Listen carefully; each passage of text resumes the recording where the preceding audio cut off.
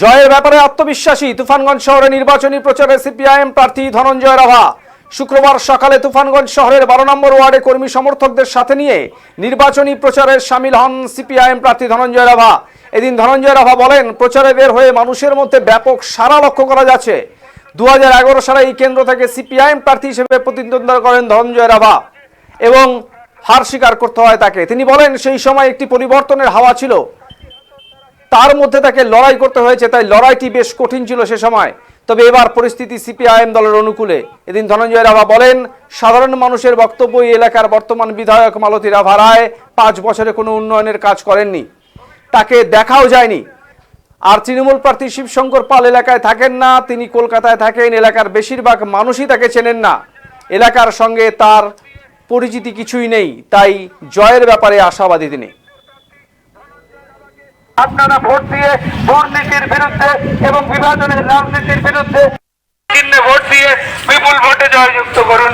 বন্ধুগণ, আমরা ধনঞ্জয় রাভা বিধানসভায় পাঠানো মানে দুর্নীতির বিরুদ্ধে লড়াইকে শক্তিশালী করা। দেখা যাচ্ছে প্রতিদিন আপনি প্রার্থী হওয়ার পর থেকে, আপনার নাম ঘোষণা হওয়ার পর থেকে আপনি প্রতিদিন প্রচারে যেভাবে নামছেন, তাতে মানুষের কি সাড়া?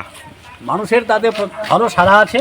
আমার আত্মবিশ্বাস যে এবারে এই নির্বাচনে আমি 100% জয়যুক্ত করব।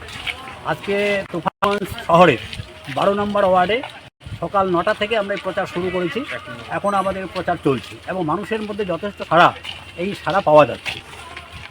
আপনি 2011 সালেও ক্যান্ডিডেট হয়েছেন, সেই বিষয়ে আপনার লড়াইটা কতটা সুবিধা বলে মনে করছেন? 2011 সালে যে লড়াই হয়েছিল সেটা ছিল একটা পরিবর্তনের হাওয়া ছিল। স্বাভাবিকভাবেই সেই লড়াইটা খুব টাফ ছিল, কঠিন ছিল, কিন্তু এবারকার লড়াই 2011 সালের লড়াইয়ের চাইতে অনেকটাই ভালো। পরিবেশ পরিস্থিতি সবটা আমাদের ঠিক আছে, আমার বিশ্বাস যে আমরা জিতব। আপনার প্রতিপক্ষ হিসাবে যে বিধায়িকা মালতী রাভা বিজেপির থেকে পদপ্রার্থী হয়েছে এবং তৃণমূলের প্রার্থী যিনি হচ্ছেন শিবশঙ্কর পাল, একজন খেলোয়াড়, সেই বিষয়ে আপনি কি বলবেন?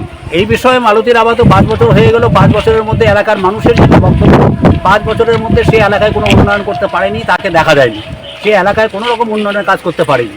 আর শিবশঙ্কর পাল তৃণমূলের যে ক্যান্ডিডেট যিনি হয়েছেন, তিনি তো এলাকায় থাকেন না, তিনি কলকাতায় থাকেন, কিন্তু তাকে বেশিরভাগ মানুষই এই এলাকার চেনে না, এলাকার সঙ্গে তার পরিচিতি কিছু নাই। ভোট দিয়ে বিপুল ভোটে জয়যুক্ত করুন। বন্ধুগণ, আমরা ধনঞ্জয় রাভা বিধানসভায় পাঠানো মানে দুর্নীতির বিরুদ্ধে লড়াইকে শক্তিশালী করা। আমরা ধনঞ্জয় রাভাকে চলেছেন শান্তি শৃঙ্খলা নিরাপত্তার স্বার্থে ভোট দিয়ে বিপুল ভোটে জয়যুক্ত করুন। বন্ধুগণ, আমরা ধনঞ্জয় রাভা ভোট দিয়ে বিপুল ভোটে জয়যুক্ত করুন। বন্ধুগণ, আমরা ধনঞ্জয় রাভা বিধানসভায় পাঠানো মানে দুর্নীতির বিরুদ্ধে লড়াইকে শক্তিশালী করা। আমরা ধনঞ্জয় রাভাকে চলেছেন শান্তি শৃঙ্খলা